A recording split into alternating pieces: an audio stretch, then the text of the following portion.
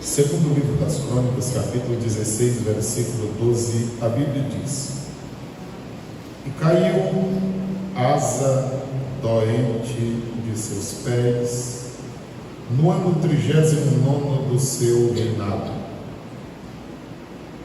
Grande por extremo era a sua enfermidade, e contudo, na sua enfermidade, não buscou ao Senhor, mas antes aos médicos.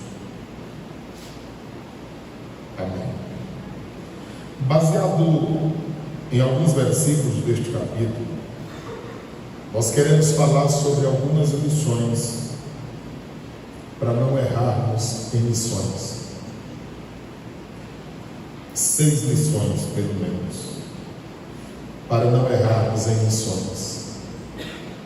Todos nós sabemos que missões é a obra primordial da igreja na terra. E embora se diga isso, infelizmente é difícil para viver essa realidade. Às vezes quem deveria se importar com esse trabalho não tem tanta dedicação, interesse ou dar a importância que deve ser dada. É verdade, e temos dito isso sempre, que nem todos sairemos de casa, deixaremos emprego e seremos um missionário de tempo integral. Mas é verdade absoluta que todo crente precisa, deve e tem que ser, se ele está caminhando para o céu, uma testemunha em evidência de Cristo Jesus. Todo crente precisa testificar, precisa falar de Cristo às pessoas. E não há desculpa para não se fazer isso, porque todos os dias nós temos oportunidades de estarmos pregando o Evangelho. Eu já falei para os irmãos de um irmão que conhecemos, que ele gostava muito de evangelizar. E quando ele envelheceu, ficou prostrado, ele não tinha como sair mais de casa. Ele pegava uma folha de caderno, rasgava e escrevia bilhetes e pagava crianças para que elas fossem deixar na vizinhança. E como ele estava prostrado, quando dizia urgente, as pessoas já iam achando, então morreu. Eu chegava lá e dizia: sente aqui, quero lhe falar de Jesus. Enquanto ele pôde, ele foi. Quando ele não pôde mais, ele enviava o pedido e as pessoas vinham e ele falava. Então não há desculpas para não falar acerca de Cristo, porque diariamente nós temos oportunidades. Quando nós olhamos para esse texto sagrado, a primeira lição está no versículo de número 7. 16 e 7 diz aí: naquele mesmo tempo veio Anani, o vidente, profeta, assim era conhecido naqueles dias, a Asa, rei de Judá, e disse-lhe: por que confiaste no rei da Síria e não confiaste no Senhor teu Deus? O exército do rei da Síria escapou das tuas mãos. Então a primeira lição é: não deixemos de confiar em Deus para confiar em homens. Nós temos visto isso muito presente no nosso meio, e cada dia que passa parece que fica mais. Congreguei numa congregação onde aquele terreno foi pago pelo menos 3 vezes, porque é comum das igrejas aceitarem coisas da prefeitura, e geralmente quando é doado, a igreja católica é na praça principal da cidade, mas a igreja dos crentes é na pior rua que tem, é onde ninguém quis comprar, ninguém tem nenhum plano de investir, é ali que é doado. E assim foi feito naquela situação. E foi pago, os irmãos não guardaram os recibos, nem documento. Foi pago a segunda vez, não guardaram de novo. E a terceira vez foi paga. E um dia desses eu ouvi falar que estavam prestes a pagarem a quarta vez, porque não guardaram e não haviam encontrado documentação até certo dia. Parece que as pessoas brincam com as coisas de Deus ou com o dinheiro dos crentes que são fiéis a Deus. Isso parece brincadeira. Isso é só um exemplo do que acontece no nosso meio. Por quê? Porque as pessoas preferem confiar em homens do que confiar em Deus. E Deus não se alegra com isso. Kellen Gaspar, ela treina missionários. Uma amiga minha participou de um treinamento. Quando vão para lá, a primeira coisa que corta é toda a relação com familiares, no sentido de estar ligando, dizendo dessa dificuldade daquela. Porque aí eles vão dizer, os familiares poderão se compadecer, que é natural, e enviar ajuda. E ela diz que na obra missionária a ajuda é a divina. Então ela treina os novos missionários desta forma, ensinando-os a dependerem única e exclusivamente de Deus. Se as autoridades não podem ajudar, podem e até devem. E toda quantia, de toda forma que uma autoridade ajudar, é pouco ainda. Agora, toda quantia que nós formos pedir é muito, e é vergonhoso até. É natural que às vezes nós precisemos e mostremos a situação. Se investe dinheiro em carnaval, se investe dinheiro em tantas coisas que não edificam e não trazem nenhum benefício espiritual, não há problema em investir na obra de Deus. A tristeza é porque há pessoas que dependem única e exclusivamente disso. Você sabe qual é o melhor trabalho que um prefeito de uma cidade pode fazer? Empregar o povo. E nesse povo empregado, gerando emprego, estará gente da igreja. Se esse povo da igreja for fiel a Deus, eles serão dizimistas, ofertantes, contribuirão comissões, e a obra de Deus andará. Para que melhor do que isso? Mas as pessoas às vezes sempre descem mais um degrau, colocando em descrédito a mensagem que nós pregamos. Porque nós dizemos, e a Bíblia revela, que Ele é dono da prata e dono do ouro. Nós sabemos que isso é verdade. Está registrado na Bíblia Sagrada. Estudamos isso há bem poucos dias. Livro do profeta Ageu,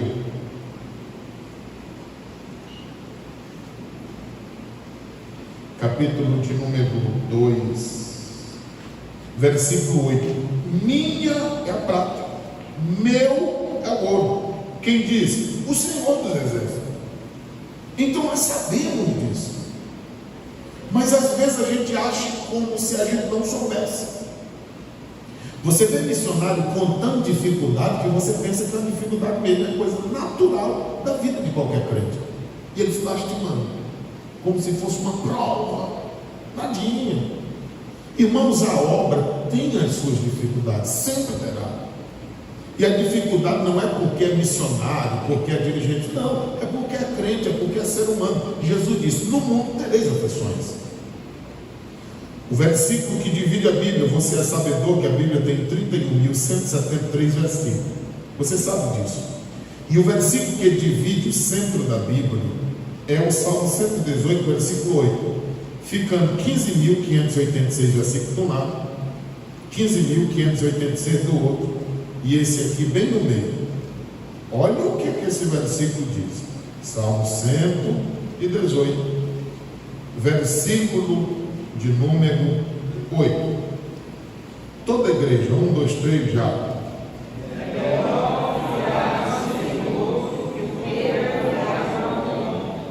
Leia outra vez para não esquecer.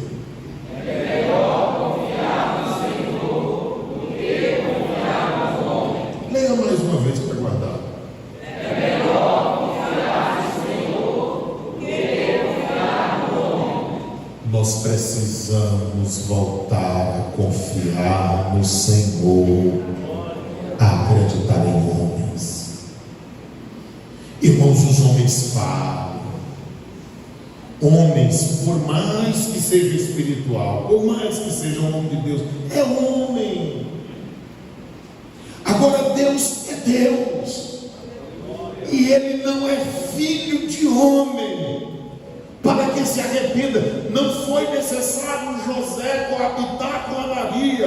Ele foi gerado por obra e graça do Espírito Santo. Deus não é filho de homem para que se arrependa. Ele não é filho de homem para mentir. Portanto, seja todo homem mentiroso, Romanos 3,10, mas seja Deus verdadeiro para todos sempre. Ele é Senhor. Nós precisamos confiar em Deus. Então, primeira coisa que nós devemos ter como lição básica para não errarmos em missões é confiar em Deus. Você sabia que há pessoas que pensam que para serem apresentados no ministério precisa de um homem? É engano. A gente precisa de Deus. É claro que Deus utilizará pessoas como canal de bênção. Isso é natural. Nós estamos na terra. Mas é Deus quem coloca no coração do líder. É Deus quem faz a igreja ver o trabalho. Ao tempo que também, se a pessoa não servir para nada, a igreja não verá, porque Deus não mostra para a igreja. O líder não verá, porque Deus não vai mostrar para ele. Porque eu ouço sempre, não, eles estão perseguindo no ministério, porque eu tenho uma chamada. Tem não. E se tiver, ainda não chegou o tempo, porque quando chega, Deus mostra, Deus revela. Não tem nenhuma pessoa na face da terra que tenha alguma coisa para oferecer para Deus, de uma forma específica que Deus não saiba. E Deus é o maior interessado em que nós façamos alguma coisa para Ele, principalmente no que diz respeito na agilização de vidas para Cristo. Como é que Deus vai deixar uma pessoa que pode fazer um prestimoso serviço para o seu reino escondido? Você não leu em 1 Samuel 10, 19, 20, quando Saul até se escondeu na bagagem do carro? E o profeta me disse, meu Deus, está marcada a hora, o dia, e o homem chega, e Deus disse, ele está bem ali, está escondido. Aonde? Na bagagem do carro. É só olhar, ele está lá. O homem queria esconder-se, e ainda Deus mostra ao profeta onde ele estava. Eliseu estava atrás da 12ª junta de bois. Tinha um bocado na frente, pelo menos 11, estava atrás da 12ª. Aí lá, Elias passa, acaba sobre ele e vai embora. E ele disse, Elias, eu posso voltar para me despedir do meu povo? Elias disse, eu não tenho nada a ver com isso. Porque de fato não tinha. A chamada é divina. É Deus quem chama, é Deus quem separa, é Deus quem capacita. E era Deus quem tinha falado com o profeta quando ele pensava que já tinha encerrado seu ministério. Aí Deus disse, olha, tu ainda tem que ungir rei, e ainda tem que ungir profeta no teu lugar. Como pode nós acreditarmos nessas coisas? Nós não acreditamos. Segundo lugar, e vocês viram aqui que ele deixou de confiar em Deus, confiou no rei da Síria, e aí Deus disse, pois como tu não confiou em mim, também tudo vai escapar das tuas mãos. E foi o que aconteceu.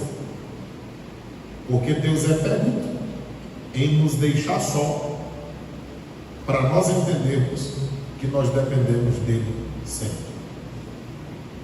Então ele abandonou. Versículo de número 8. Porventura não foram os etíopes, olha aí Deus lembrando, porque Asa venceu a Etiópia, e os líbios, ele também venceu a Líbia. Um grande exército, não era só exército, mas era grande, e tinha mais, muitíssimos carros, e também muitíssimos cavaleiros. Sabe o que ele fez? Confiando no Senhor, ele os entregou nas tuas mãos. Irmão, não tem ninguém grande e nem nada difícil, se nós confiarmos no Senhor. Se nós não quisermos errar em missões, nós precisamos confiar única e exclusivamente em Deus. E há muitas vitórias que o povo está contando por confiar em homens, que para Deus é derrota. Porque Deus está olhando e dizendo assim: magote de besta, se eles tivessem confiado em mim, eu faria muito mais do que isso. O Senhor está esperando nós olharmos para Ele e dizer: Senhor, trabalha conosco. Para que você não tenha dúvida disso, olha bem aqui em Êxodo, capítulo de número 14, versículo de número 19 e 20. Às vezes nós perdemos a oportunidade de contar vitórias por confiarmos em homens e não em Deus. Êxodo capítulo 14, versículo de número 19. Olha esse negócio aqui. E o anjo de Deus, a maiúsculo era o próprio, era o Cristo pré-encarnado, que ia adiante do exército, se retirou e ia atrás deles, porque antes ele estava na frente, passou para baixo de trás, a retaguarda do exército de Israel. Também a coluna de nuvem se retirou de diante deles e foi lá para trás. Versículo 20.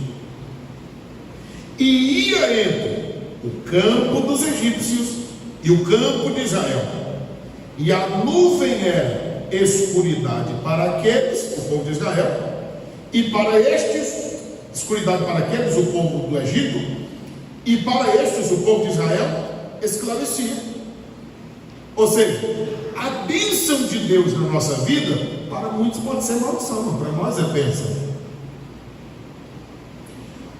Enquanto Deus ofuscava a visão dos egípcios para não alcançar o povo de Israel, para o povo de Israel, ele continuava clareando para eles andarem e ficarem mais distantes deles. Aí ele diz mais: a noite toda, de maneira que em toda a noite nunca um acompanhou o outro. Versículo de número 24 e 25. Olha como é lindo esse texto. E aconteceu que na vigília daquela manhã, o Senhor, na coluna de fogo e de nuvem, viu o campo dos egípcios e alvoroçou o campo dos egípcios. Nós acabamos de ler no Salmo 126, e tem muita gente que lê e passa despercebido. Quem viu a vitória na vida do povo de Deus não foi o povo de Deus, foram os estrangeiros. O povo dizia entre eles: meu Deus, Deus fez uma grande obra na vida deste povo. Aí foi que o povo de Deus acordou no Salmo 126. Isso é verdade, o Senhor fez uma grande coisa por nós, e por isso nós ficamos alegres. Quem viu primeiro foi os outros. Às vezes há coisas que são bênção na nossa vida e nós não entendemos como bênção. A gente pensa que bênção é só dinheiro, carro, casa. A irmã Maria contou hoje no círculo de oração. Vocês sabem onde é que a irmã Maria mora? A avó da Glenda? Dentro do Garapé. A água circulou a casa dela todinha, entrou na do vizinho do lado do outro, passou por cima da ponte, a casa dela ficou enxutinha. E o capim que ela tinha pedido o cabo para capinar, ele não foi. A água baixou, o capim ficou tudo baixinho. Capinou a casa dela, não molhou a casa. E ela está glorificando a Deus, que ela não estava nem aqui, ela estava só vendo os vídeos, dizendo: meu Deus do céu. Irmãos, Deus livra, Deus abençoa e faz coisa que só crente para acreditar e receber. Ela mora dentro do Garapé, do lado. Como é que entra na casa do lado e não entrou na dela? Porque assim não é Deus. Quando eu olho para isso aqui, está dizendo no versículo 24 que da coluna de fogo, de nuvem, viu o campo dos egípcios e se alvoroçou o campo dos egípcios. Versículo 25: e tirou-lhes as rodas de seus carros e fez-los andar dificultosamente. Então disseram os egípcios: pode fugir, fujam de diante da face de Israel, porque o Senhor por eles está pelejando e Ele está contra todos nós. Irmão, se a gente voltar a confiar em Deus, Deus fará coisas grandiosas no nosso meio, para glorificar o nome dEle. Como Asa deixou de confiar em Deus, confiou no homem, o Senhor disse, também não dou vitória. Aí ele entregou tudo na mão do inimigo. Aí o Senhor lembra, quando tu confiou em mim, eu te dei vitória, agora eu não te dou. Versículo de número 9 agora. Porque quanto ao Senhor, seus olhos passam por toda a terra, para mostrar-se para com aqueles cujo coração é perfeito com Ele.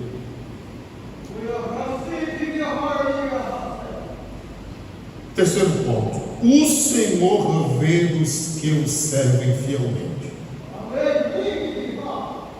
Guarde esse versículo. Porquanto o Senhor, seus olhos passam por toda a terra, o Senhor vê tudo.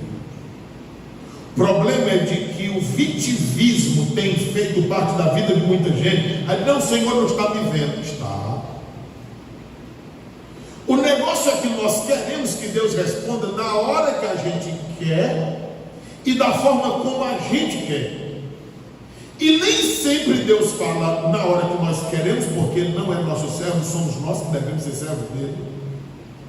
E segundo, Ele faz do jeito que Ele quer.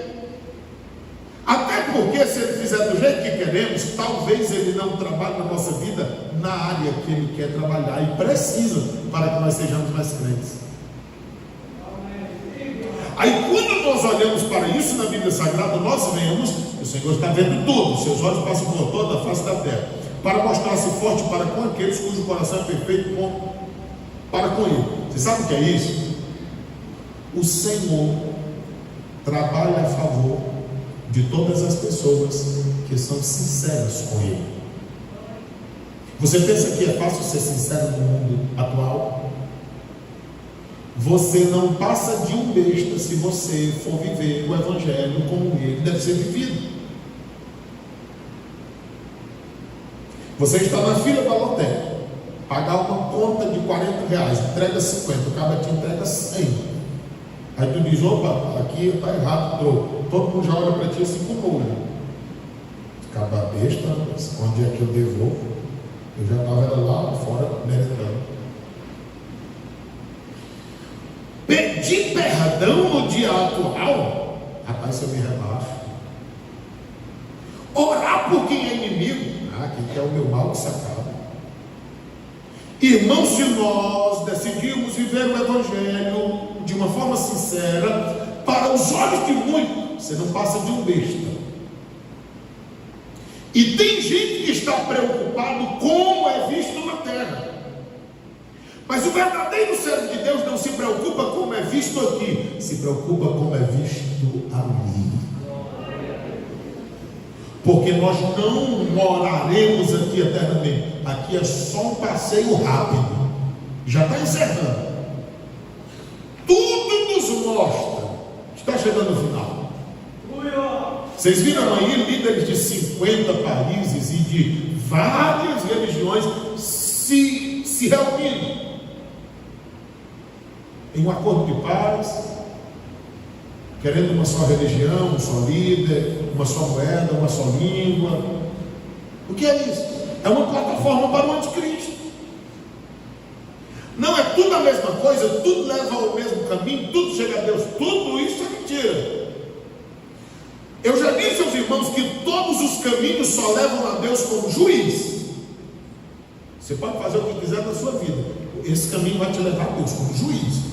Agora, se tu quiser ir como advogado, como Senhor e mestre, o único caminho é Jesus Cristo de Nazaré. Ele disse, eu sou o caminho, a verdade e a vida, e ninguém vem ao Pai se não for para mim.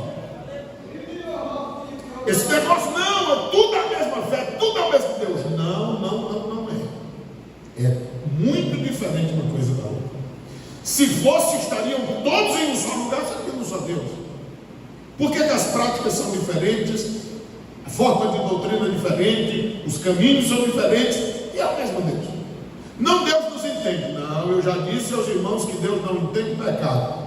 Ele confronta, ele trata, perdoa. Entender não? Então esse texto está dizendo que Deus é com quem é sincero. Porque às vezes a pessoa acha que é o único no mundo. Não, isso não.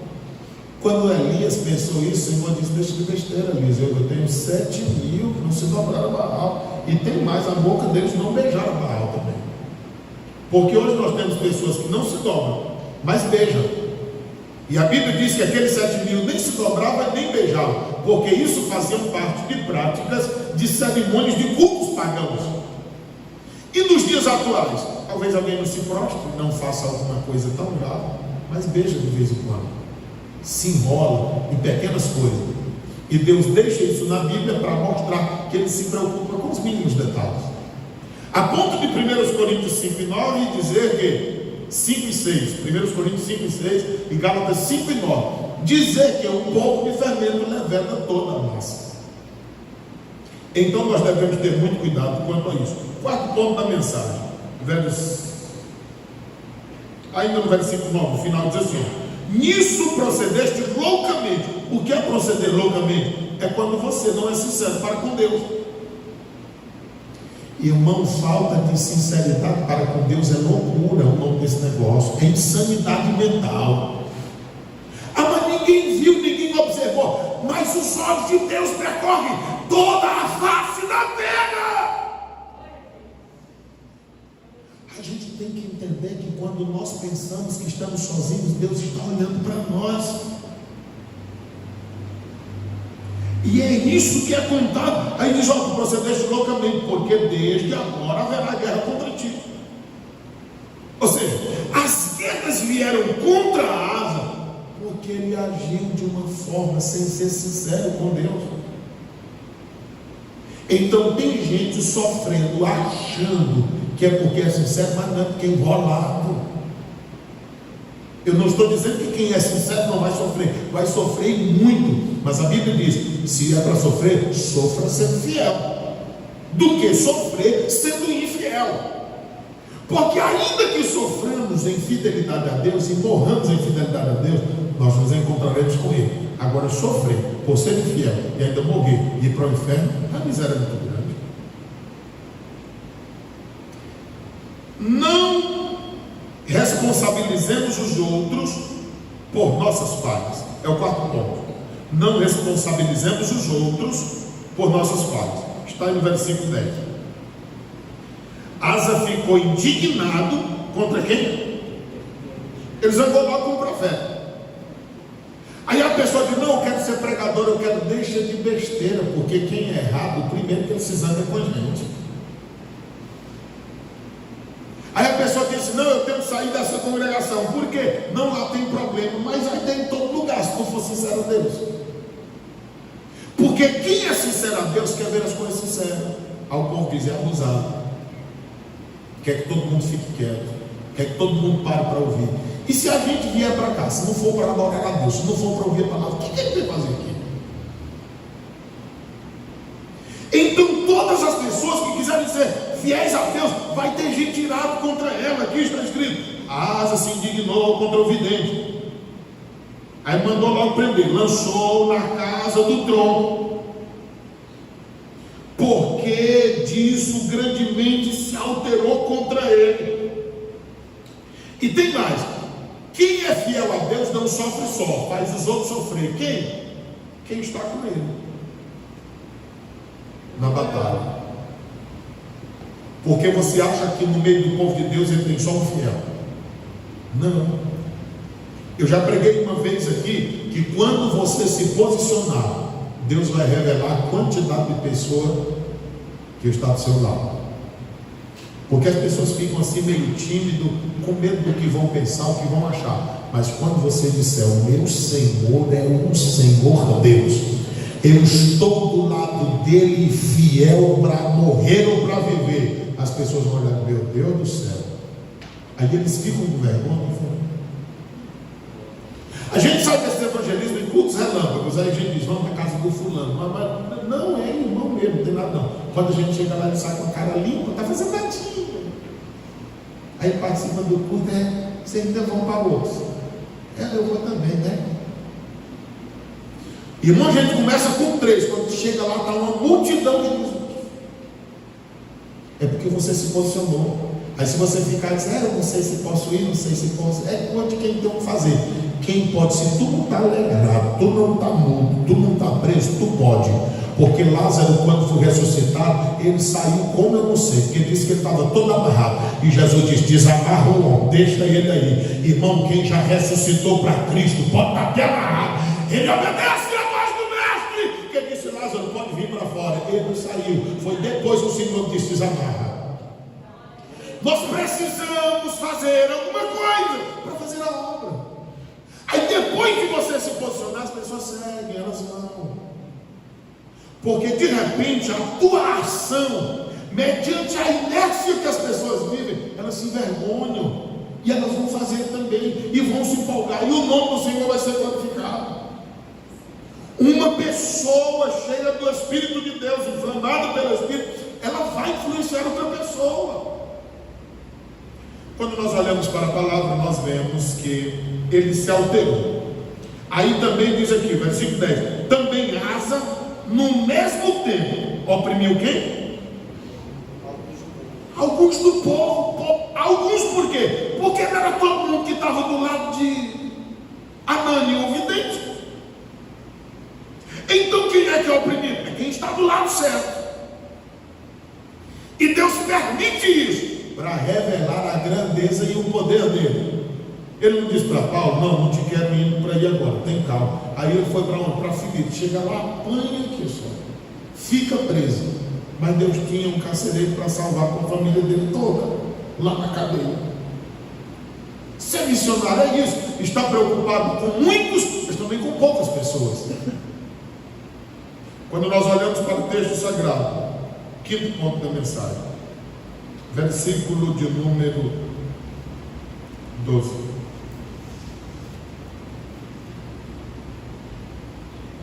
Está escrito: e caiu a asa doente de seus pés. No ano 39 do reinado, grande por extremo era a sua enfermidade.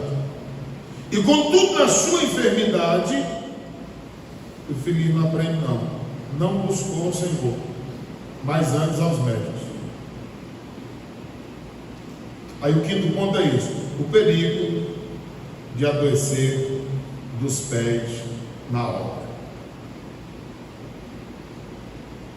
Por que isso acontece? Porque ele disse não a Deus, e ele disse sim aos médicos. E a gente não pode procurar médico? Até deve, mas é que esses médicos aqui, a conotação para eles eram macumbeiro, era feiticeiro, eram pessoas do paganismo que tinham as garrafadas já naquele tempo para dar para ele ser curado. E Deus disse: pô, vai se lascar, porque eu não estou nesse negócio. Deus não dá a honra e a glória dele para ninguém. Eu já encontrei, por onde tem passado, mulheres do ciclo de oração que disse que não ficou boa Jesus curando. Quando ele deu a garrafada de alguém, ficou boa. Irmãos, eu até tomo remédio, mas é orando. Dizer: Senhor, faz que esse negócio sirva e beba. Se eu ficar bom, eu digo: não, foi Deus que me curou. Não pode remédio. Porque se Deus não colocar a mão, não tem remédio no mundo que sai. Se tivesse, não tinha ninguém ruim na terra. Só toma remédio e fica bom. Mas o remédio só age se Deus quiser que tenha efeito. O médico só descobre o problema se Deus deixar ele descobrir. A ciência quem dá é Deus, a inteligência quem dá é Deus, mas só há prosperidade se a bênção de Deus estiver junto. O perigo de adoecer dos pés na obra é porque pés fala daqueles que nos carregam. Salmo 50, Isaías 52, 7, Romanos 10, 15 em diante. Conformosos são os pés dos que anunciam boas novas. Efésios 6:15. Pés falam de atitudes, falam de caminhar. Pés falam das nossas obras. Pés falam do rastro que nós estamos deixando. Ele é bom ou é ruim? Pés falam que nós somos conhecidos pelo nosso caminhar. Enquanto de Eliseu foi dito: eu vejo que esse homem que passa é santo homem de Deus. Quando a mulher de Jeroboão chegou na casa de Aías, ele gritou lá de dentro e disse: fala, mulher de Jeroboão, eu tenho uma palavra dura para ti, porque Deus me falou que tu viria. E ele já estava cego, mas Deus falou no ouvido dele: ela está chegando, ela vai te procurar, a palavra que tu tens para ela é essa. Eu quero lhe dizer que Deus mata. Eu quero lhe dizer que Deus mata. Eu quero lhe dizer que Deus mata. O Deus da Bíblia mata. Ele é bondade, Ele é misericórdia, Ele é amor, Ele é um bocado de coisa boa. Mas tem gente morrendo e vai morrer muita gente por não obedecer a Deus. E Deus mata. Você entende isso? Deus mata. Em Deuteronômio 32:39 ele disse: eu sou e ninguém mais há comigo. A primeira palavra: eu mato. Aí ele diz: quando eu quero faço viver, mas eu faço descer a sepultura. Se eu quiser eu faço tornar dela. E não há ninguém que possa fazer escapar das minhas mãos. E o que fazer para Deus não matar? Reconhecer, se arrepender, voltar ao primeiro amor e dizer: Deus, eu estou aqui.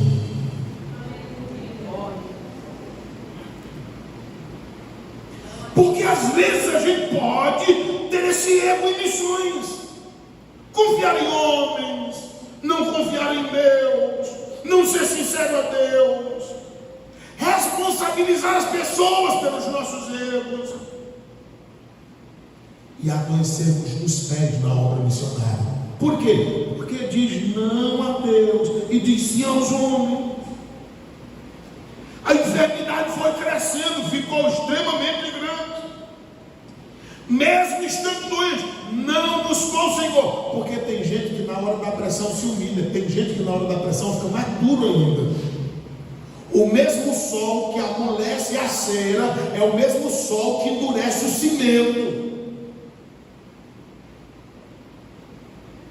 É o mesmo. O mesmo fogo que derrete até o ouro é o mesmo fogo que endurece o barro e torna um vaso de honra. É o mesmo. A gente precisa entender que diante de Deus todos nós perdemos. Só tem uma forma: é nós nos submetermos, obedecermos, servirmos, colocarmos à disposição e deixar Ele controlar a nossa vida, guiar a nossa vida e nos levar para onde Ele quiser levar. Irmãos, no deserto com Deus é melhor do que num palácio sem Ele.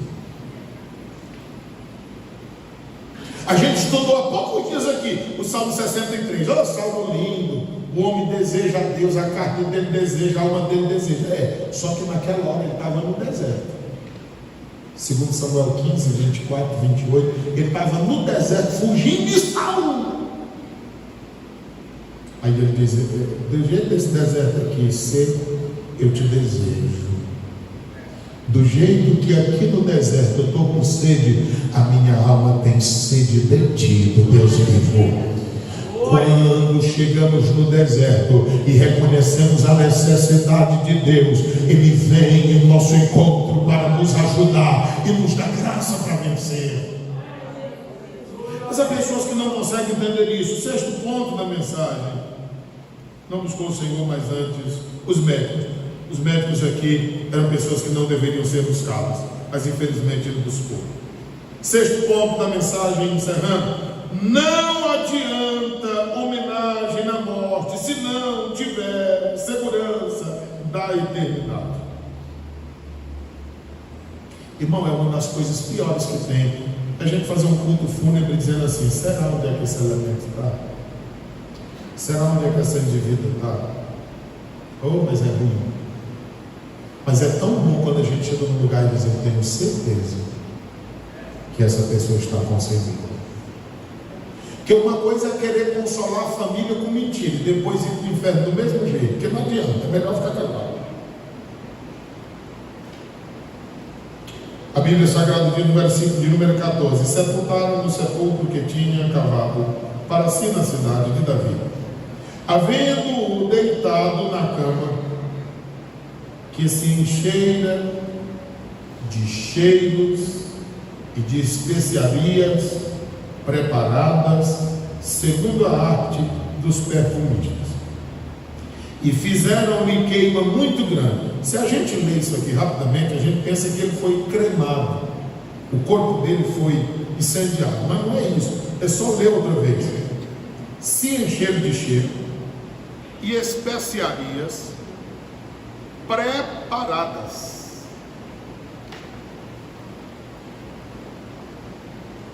segundo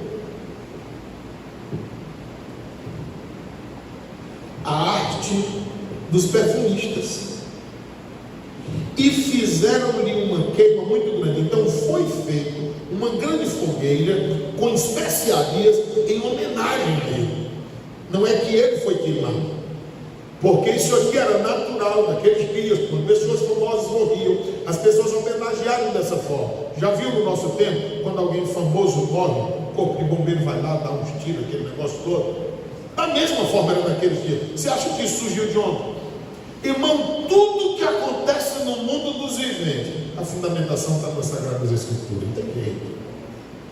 Você tem dúvida? Leia aí Jeremias 34, versículo de número 5. Olha o que diz o texto sagrado.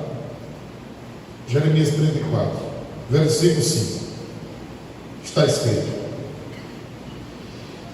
em paz morrerás, e conforme as incinerações, essa palavra aqui quer dizer queima, incinerações de teus pais, ou seja, da mesma forma como eram oferecido incenso quando morria alguém famoso, os reis precedentes, aqueles que vieram antes, que foram antes de ti, assim te queimarão a ti e prantearão dizendo, ou seja, não queimariam eles, mas queimariam para ele, em homenagem a ele, e prantearão dizendo: ah, Senhor, porque sou eu que digo a palavra, diz o Senhor. Irmão, o que adianta de uma morte com tanta homenagem, sem ter a certeza da vida eterna? Quando nós olhamos para isto aqui, nós estamos mostrando aos irmãos 6 lições para não errarmos em missões. A primeira: não deixemos de confiar em Deus para confiar em homens. A segunda: somente Deus pode nos dar vitórias. Confie só em Deus. 3: o Senhor vê os que servem a Ele fielmente. Ninguém está fora do olhar de Deus, principalmente os que são sinceros. Versículo 4: não responsabilizemos os outros por nossas falhas. 5: o perigo de adoecer dos pés na obra. Dizer não a Deus, dizer sim aos médicos.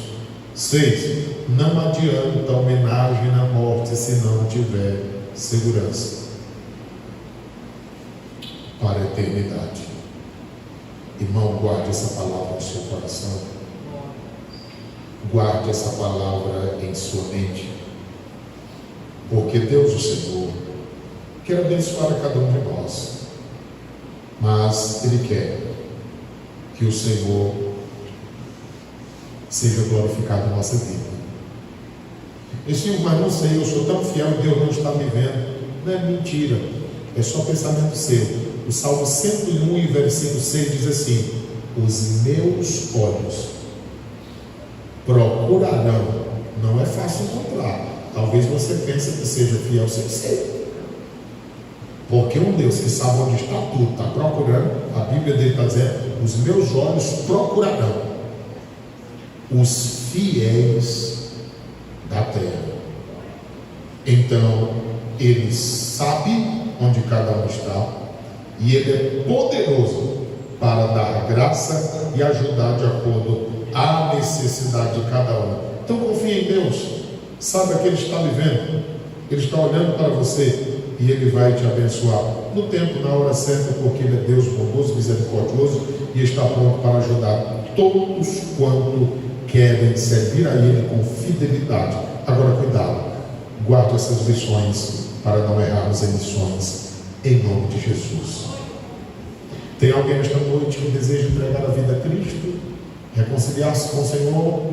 Aos meus olhos todos servem ao Senhor, mas de repente alguém deseja se reconciliar, se voltar para Deus. Todos estão bem, estão tranquilos, então vamos ficar em pé e orarmos ao Senhor. A Deus o louvor, a honra e a glória por sua vida. Guarde essa palavra no seu coração e saiba que Deus está vendo tudo. Pai querido, nós apresentamos a tua filha, irmã Leda.